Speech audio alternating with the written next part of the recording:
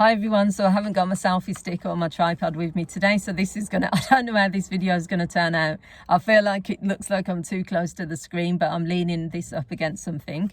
But as you know, I'm doing these book reviews all throughout the year. Now, I did this book review, but because I've switched phones, I lost all of the content. And as you can see from the thumbnail, I have read the book. It's my sister's book. So I gave it back to her, and so I'm making this video. So this will be a shortened version, but the book is called Meta Human, and it's by Deepak Chopra. I've given the book 7.5 out of 10. Deepak Chopra, you would need to go on YouTube. He makes lots of videos. He's very spiritual. He's a spiritual guru. He also does speeches on there as well. Now, with certain people, so Eckhart Tolle is another one, but also Deepak Chopra, they are very spiritual and they operate in a specific way. So you're either going to like them or not like them. So it's very intense, the language that they use in the books, and also it's very detailed. So what I put is that I found it was hard to understand.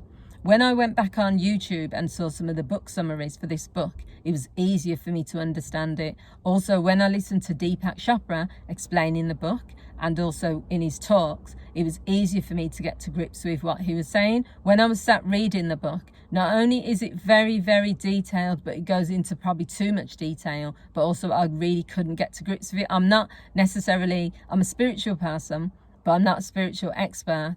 And for me, I really got lost. I really found it hard to understand. So I'm going to just talk to you a few things from the book. I'm not going to go through everything.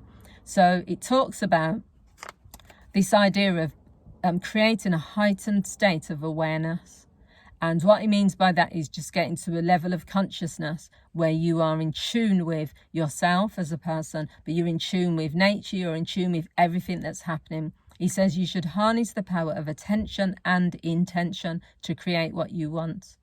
So attention is about where you put your attention, noticing things, just being aware.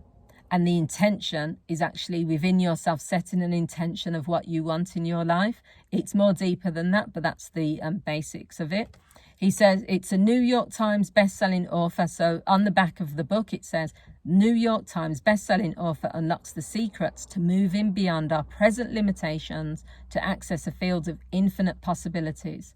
And when he's describing what meta-human means, which is the title of the book, it says to be meta-human means to move past the limitation constructed by the mind and enter a new state of awareness where we have deliberate and concrete access to peak experiences. By going beyond, we liberate ourselves from old conditioning and all the mental constructs that underlie anxiety, tension, and ego-driven demands. As you can see, it's one of those things where you have to take a deep breath, read what he's saying, absorb what it is that he's saying, process the words and the information. And I think for some people that's going to be difficult when you're reading these types of books. For me, it can be, because you've got a lot, especially when the book is so thick and you've got so much to get through, and you just think, it's going to take me ages to understand what he's saying. But this is Deepak Chopra. This is what he's about. He's not going to simplify anything for anyone. So in the book, he has this 31-day guide to becoming meta-human.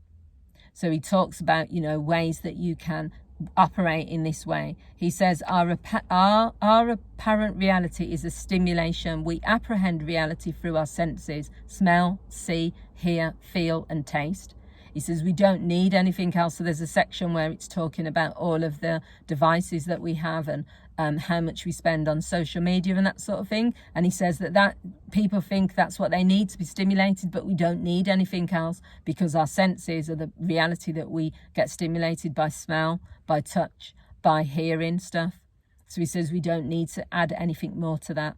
In chapter 2, it talks about we exist in a matrix of mental models that are produced by humans.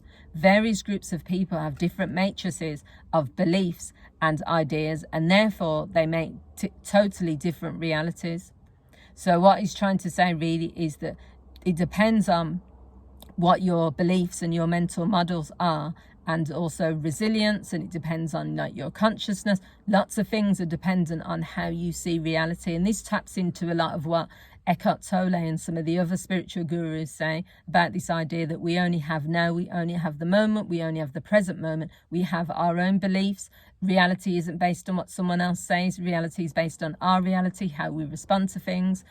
He says that he talks about out of body experiences. There's a chapter where it says a thought occurs outside of your body, consciousness occurs outside of the limits of the physical body, because when he asks people why do thoughts exist, they can't answer. When they asked what is a thought, they don't know. So he says this idea between body and the physical reality and the mental reality. So all he talks about really with that is that there's some things that can't be explained physically, but they still exist consciously. I mean, I don't know if I'm sort of interpreting it in the right way, but the book is, it's an interesting book, but it's a heavy book.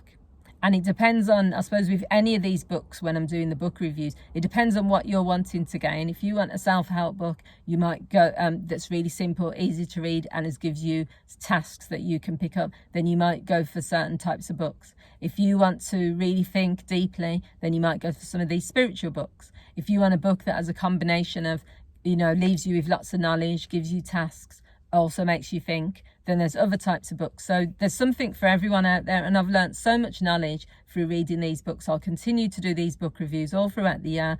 Thanks for watching. Please feel free to leave your comments, and I'll see you all soon. Bye.